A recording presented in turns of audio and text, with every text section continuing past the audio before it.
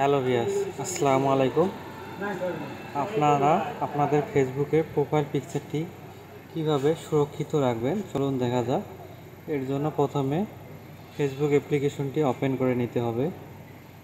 এরপর আপনারা ডান দিকে একটি প্রোফাইল চিহ্ন দেখতে পাচ্ছেন এবং বাম দিকে একটি দেখতে পাচ্ছেন, যে কোনো একটাই ক্লিক করবেন।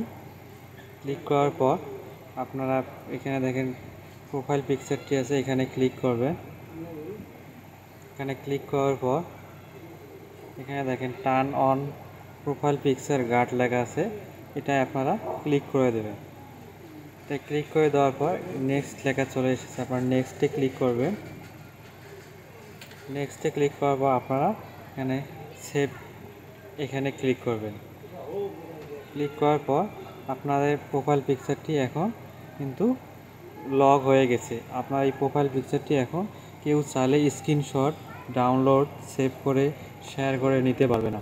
আপনার প্রোফাইল পিকচারটি শুধু দেখতে পারবে, শুধু ডাউনলোড করে নিতে পারবে না। এভাবে আপনারা আপনাদের ফেসবুকে প্রোফাইল পিকচারটি সুরক্ষিত রাখতে পারেন।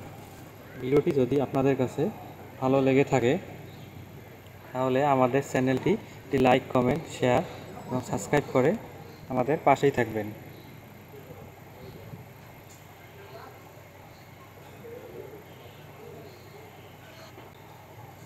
এবং আপনারা চাইলে এই পিক্সেল লকটি খুলেও দিতে পারেন।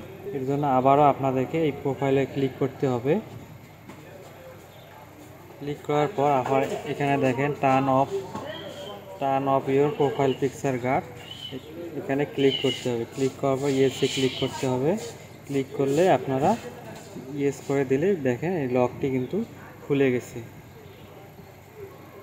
এভাবে আপনারা লকটি খুলে দিতে পারেন।